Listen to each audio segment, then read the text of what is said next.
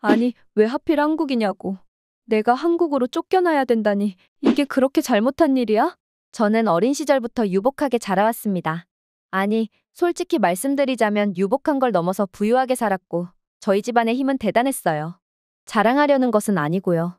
이런 유복한 환경 속에서 마음껏 즐기며 살 수 있지는 않았습니다.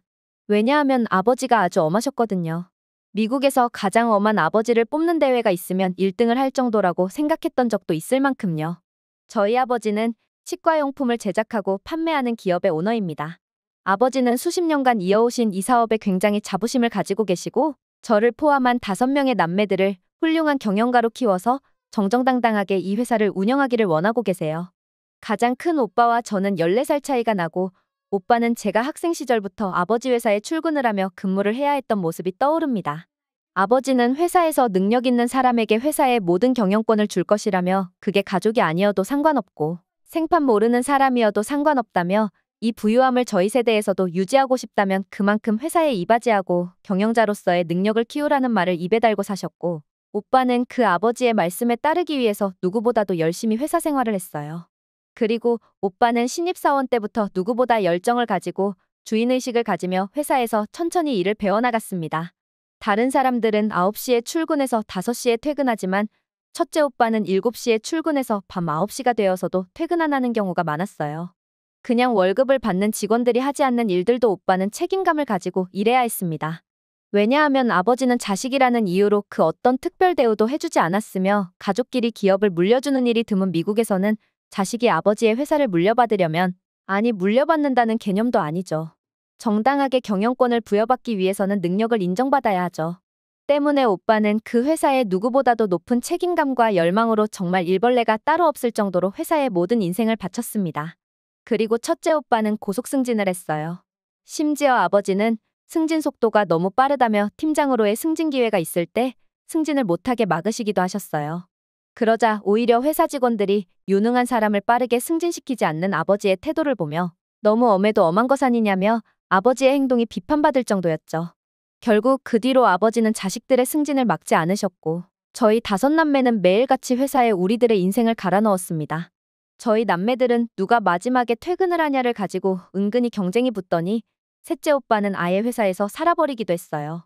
그리고 5명의 남매가 주인의식을 가지고 회사 발전을 위해서 노력하니 매출도 오르고 브랜드 가치도 오르고 아주 좋은 시너지 효과가 발생했습니다.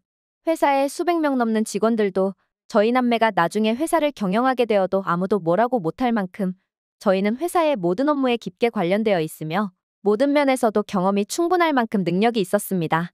그렇게 저도 아버지 회사에서 근무한 지 10년이 넘어버렸고, 솔직히 그동안 너무 일만 열심히 하느라 30대 중반이 되었음에도 불구하고 결혼도 못한 채 말이죠.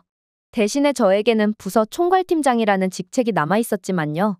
그리고 저희 5남매는 처음에는 편가르기 없이 서로 도움을 주며 열심히 일했지만, 아버지가 이제 너무 나이가 드셨고 누군가 대표 자리에 앉아야 할 때가 오자 서로를 견제하기 시작했어요. 우애 좋던 사이가 돈과 욕심 때문에 서서히 틀어지고 있었습니다. 그러면서 4명의 오빠들은 저를 아예 경쟁 상대로 생각하지도 않았어요. 아직 직급도 가장 낮고 게다가 여자이기도 하고요. 사람들을 부여잡고 카리스마 있게 사람을 부릴 줄 아는 능력도 없는 그런 귀여운 막내 동생으로 생각할 뿐이었어요.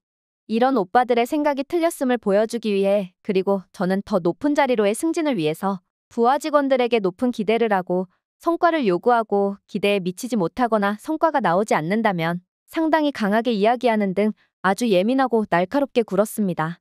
한국과 비교해서 수직적인 상하관계가 덜한 미국에서 부하 직원들은 저의 이런 예민하고 날카로운 태도에 가끔은 진정하라며, 이런 식으로 하면 삶과 일의 밸런스가 무너진다는 등, 최근 너무 날카로워졌는데 상담사를 만나보는 게 어떻겠냐는 등 선을 넘는 발언들을 일삼았습니다. 사실 지금 생각해보면 그런 말들은 정말 저를 위한 조언이었어요. 하지만 저는 오빠들에게 처지고 있다고 느끼고 있었고, 이는 무언가에 쫓기는 듯한 감정으로 매일 저를 괴롭혔으며, 성과를 내서 나의 능력을 더 인정받아야 하는데 왜 부하 직원들은 내 마음대로 움직이지 않는 것인가라는 생각으로 오빠들의 말대로 나의 카리스마가 부족해서 이런 일들이 있는 거라는 생각을 했습니다. 심지어 셋째 오빠는 둘째 오빠보다 입사가 2년 늦었음에도 불구하고 더 높은 자리에 올라가 있는 것을 보면서, 단순히 내가 오빠들보다 늦게 입사해서 가장 낮은 직급에 있는 게 아니라 내가 부하 직원들을 부릴 줄 몰라서 그런 것이라는 생각이 들었고, 저는 그때부터 부하들을 그저 큰 기계의 부품쯤으로 생각하고 부하들을 다그치고 쪼아대며 화를 내기도 했습니다. 처음에는 저희 이런 태도에 직원들은 어쩔 수 없이 야근까지 하며 성과를 위해서 노력하기도 했고, 저에게 잘 보이려고 노력하는 사람들도 많아졌습니다. 저는 진작에 부하 직원들을 동료라고 생각하지 않고 나의 성과를 위해서 내가 사용하는 도구로 생각했어야 했다며 후회가 되었고, 그때부터 더 부하 직원들에게 엄하게 대했습니다. 그렇게 성과는 올라가고 저는 곧 더 높은 자리로 승진하겠구나 생각했습니다. 하지만 어느 날 아버지는 말도 없이 제 사무실에 찾아오시더니 불같이 화를 내며 너는 그 자리에 앉아있을 자격이 없다면서 당장 꺼지라며 수많은 직원들이 보는 앞에서 어마어마하게 큰 굴욕을 주셨어요. 제가 영문을 몰라서 가만히 서 있자 아버지는 책상의 모든 집기들을 바닥에 던져버리셨어요. 그러면서 내가 너를 그런 식으로 키우지 않았는데 너는 도대체 무슨 생각으로 그런 행동들을 하는 거냐며 아주 극대노하셨습니다. 아버지가 이렇게까지 화내시는 것을 처음 봤고 저는 그 자리에서 눈물을 흘리며 사무실 밖으로 쫓겨났습니다. 알고 보니 전말은 이러했습니다. 제가 부하 직원들을 상대로 과한 괴롭힘, 인격 없는 대우, 심지어 인종차별을 하는 발언까지 서슴지 않았고 그런 내용들이 수십 건, 수백 건씩 쌓여서 결국에는 50명 넘는 직원들이 저에 대한 탄원서를 작성해서 아버지께 보고한 것이에요. 사실 직원들은 바로 검찰에 알려서 고소하는 방안까지 생각했다고 하는데 과거 따뜻한 사람이었던 제가 승진에 욕심이 나서 이렇게 변해버린 것을 안타깝게 생각해서 마지막 기회를 준 것이에요. 저는 그들에게 사과해야 했지만 그렇게 하지도 못한 채 집에만 박혀 있어야 했어요. 그리고 아버지는 자신이 자식 교육을 잘못했다며 침울해하셨고요. 꼴도 보기 싫다며 그리고 한국에 가서 사람이 되어오라며 저를 한국의 지사로 보내버리셨습니다. 그렇게 한국에서 근무를 시작했고 이렇게 쫓겨난 한국에서의 삶은 정말 끔찍하다고 생각했어요. 내가 오고 싶어서 온 것도 아니고 억지로 여기에서 버텨야 하며 심지어 그 기간이 몇 년이 될 수도 있다는 생각에 늘 스트레스를 받으면서 지냈습니다. 그리고 미국에서 부하 직원들에게 당해버린 트라우마 때문인지 부하 직원들이 한국어로 자신들끼리 대화를 할 때면 내 욕을 하는 것은 아닌지 또 저들이 나에게 어떤 꼬투리를 잡고 나를 쫓아내려고 모의하는 것은 아닌지 불안한 마음마저도 들었습니다. 그래서 저는 부하 직원들과 오히려 가까워지지 않으려고 거리를 두려고 했고요. 그리고 한국 직원들은 거리를 두는 제 모습을 보면서 굳이 먼저 다가오려고 하지 않았습니다. 하루하루 외롭고 고독했지만 여기서 또 문제를 일으켜서 완전히 아버지 눈밖에 나느니 그냥 아무것도 안 하고 무능한 사람이 되는 게 낫겠다는 생각을 했습니다. 그렇게 제가 한국에서 근무한 지 2주 정도 지났을 때였습니다. 직원 한 명이 결제를 받으러 들어왔고 업무에 대한 보고를 간단하게 하다가 뜬금없이 저희 회식 언제 하나요? 팀장님도 새로 오셨는데 직원들이 회식 한번 안 하냐며 궁금해해서요 라고 하더군요. 저는 처음에 그게 무슨 소리인가 했습니다. 회사 직원들이 퇴근 후 단체로 저녁 식사 자리와 술자리를 갖는 게 한국의 회식 문화래요. 그리고 한국 사람들은 그것을 업무 중 하나라고 생각까지 한다는 거예요. 다소 충격적인 내용의 문화였지만 이런 것들을 안 하면 오히려 직원들에게 비난을 받을까봐 회식 자리에 참여했습니다. 그리고 직원들과 거리가 있었고 아직 서먹서먹한 사이였지만 술이 한 잔씩 들어가고 직원들과 좀 더 솔직한 이야기를 할 수 있었고 다들 개인사도 알게 되고 가까워지는 계기가 되었습니다. 저를 어려워하고 어색해하던 직원들이 다음날 회사에 출근하니 어제 잘 들어가셨냐며 먼저 인사를 건네며 저를 조금 더 친근하게 대해주기 시작했고요.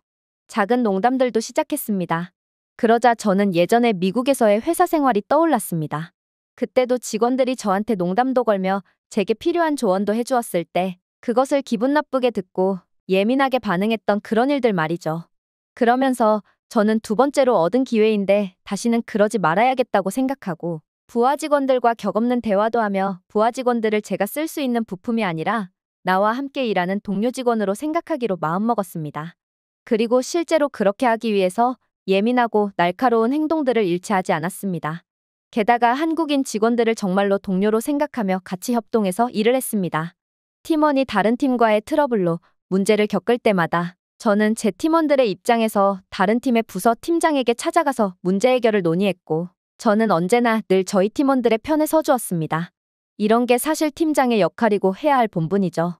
그리고 미국에서는 제가 이런 행동들을 해도 팀장으로서 해야 할 역할을 하는 것이니 부하 직원들은 당연하다고 생각하고 최소한 무능력한 팀장은 아니네 라는 생각에 그치고 말았다면 여기 한국 직원들은 저의 이런 모습에 굉장히 고마워하며 저에게 무한한 믿음과 신뢰를 주기 시작했습니다.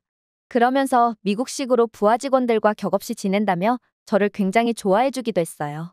회식 자리도 늘었고 부하 직원들의 개인적인 이야기들도 다 아는 사이가 되었어요.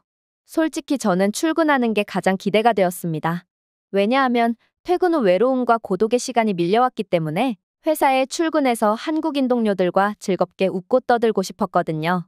게다가 나이대도 다 비슷해서 그런지 어떤 주제로 말을 해도 대화가 잘 통했습니다. 문화권이 달라도 비슷한 나이대의 사람들은 비슷한 생각을 가지고 있고 다들 고민하는 것도 비슷하다는 생각도 들었어요. 저희 부서는 늘 출근해서도 즐겁고 웃고 떠드는 분위기였습니다. 다른 부서의 사무실에 들어가 보면 다 조용하고 정적이 흐르는데 말이죠. 심지어 저와 같이 파란 눈의 미국인이 팀장으로 있는 부서의 분위기도 무거운 것은 매한가지였습니다. 처음에는 우리 사무실만 시끄럽다고 뒤에서 비난하던 사람들의 입도 결국에는 다물어질 수밖에 없었는데요. 성과가 가장 좋았고 인센티브는 모두 우리 사무실이 다 휩쓸었기 때문이에요. 연말 사내 행사에서 한국식 표현으로 인센티브 몰빵을 먹어버린 우리 팀원들은 돈을 모아서 전 직원들에게 애슐리라는 뷔페에 가서 식사를 대접했습니다. 100명 가까이 되는 규모라서 그날 그 식당 매장을 거의 통째로 빌렸죠. 그리고 식사하면서 간단하게 퀴즈 맞추기, 경품 추첨 등 작은 행사가 이어졌습니다. 그리고 행사 마지막에 저희 팀원들은 나와서 한마디씩 했는데 팀원들은 하나같이 미국식으로 자유로운 분위기를 만들어주고 부하 직원과 격없이 지내주는 우리 팀장님 덕분에 일 능률도 올라가고 회사에 출근까지 하고 싶은 생각이 들었다면서 나 이런 경험 처음이야 라면서 아주 재미있게 말하기도 했습니다. 저는 직원들이 이런 생각을 가지고 있는 줄 몰랐습니다. 저는 제 과오를 다시 범하지 않으려고 직원들에게 터치하지 않았고 그들과 친근한 동료처럼 대하려고 노력도 했고요. 그리고 물론 그 계기가 제가 온 지 2주 만에 열린 회식 자리 때부터였고요. 한국에서는 회식 문화를 싫어하는 사람이 많다고 하던데 제가 본 한국의 회식 문화는 꼭 나쁜 면만 있는 것은 아니었습니다. 그때 그 첫 회식이 아주 중요한 기점이었거든요. 그리고 저는 한국인들과 있을 때면 즐겁고 힘이 났습니다. 그리고 그것을 사내 연말 행사 때 완벽하게 자각할 수 있었고요. 저는 그 뒤로는 퇴근 후 한국의 문화를 접하기 위해서 많은 것들을 해봤습니다. 댄스 교실에도 가보고요. 한옥 체험, 차 만들기 체험 등 지극히 한국적인 것도 많이 해봤고요. 그리고 가장 난이도가 어렵다는 김장 체험도 해봤어요. 제가 거기서 해온 김장김치를 가져와서 회사 동료들에게 나누어 주기도 했어요. 한국의 문화를 체험하고 한국 사람들과 대화하면서 느낄 수 있었던 장점이 있어요. 한국 사람들은 사람들과 친해질 때 선을 긋지 않는다는 점이에요. 믿을 거면 전적으로 그 사람을 믿어준다는 점이죠. 이런 것들은 다른 사람들과의 관계에서 상당히 중요한 부분이고 이런 한국인들과 지내면 지낼수록 이곳 한국이 점점 더 사랑스러워지기 시작했습니다. 처음에는 서울로 쫓겨왔을 때만 해도 이곳의 공기를 마시는 기분마저 찝찝했는데 이제는 아니에요. 그리고 저는 큰 결단을 내리게 되었습니다. 이미 한국에서 집도 사버렸고요. 미국으로 돌아가지 않을 거예요. 거기서 다시 예전의 내 모습으로 돌아가고 싶지도 않아요. 그리고 무엇보다 한국에서 얻은 진정한 친구들이 있고 한국적인 것들이 저에게 너무나 큰 힐링을 가져다 줍니다. 그리고 여기 회사에서 승진을 하면 하는 것이고 아니면 아니라는 마음이 있어서 출근하는 것도 싫지도 않고요. 미국으로 돌아가지 않겠다고 아버지께 말씀드렸더니 조금 당황하시기는 하셨지만 그곳에서 더 행복하다면 그렇게 하라며 흔쾌히 허락하시기도 했어요. 가족들의 지지도 받고요. 오빠들은 경쟁 상대 하나 줄었다고 생각하지도 않는 것 같아요. 그냥 동생이 그러고 싶다고 하니까 순수한 마음으로 응원해 주었고 나중에 한국에 놀러 가면 믿을 구석이 있다면서 좋아해요. 그렇게 깜냥도 안 되었던 제가 오빠들을 잡아보려고 이를 바득바득 갈았던 것도 참 부질없는 짓이었다는 생각도 들어서 마음이 더 편합니다. 혹시 갑작스러운 상황 변화에 부딪힌 사람들이 제 글을 보신다면 힘을 내보라는 말을 해주고 싶습니다. 인생에 정답은 없으니까요. 참, 주변 사람들을 소중하게 생각하는 것을 잊지 마시고요. 당신의 가장 큰 아군이 되어줄 거예요. 이만 글 마치겠습니다. 제가 들려드릴 이야기는 여기까지입니다. 다음에도 좋은 영상으로 다시 찾아뵙겠습니다. 이상 돌고래TV였습니다. 감사합니다.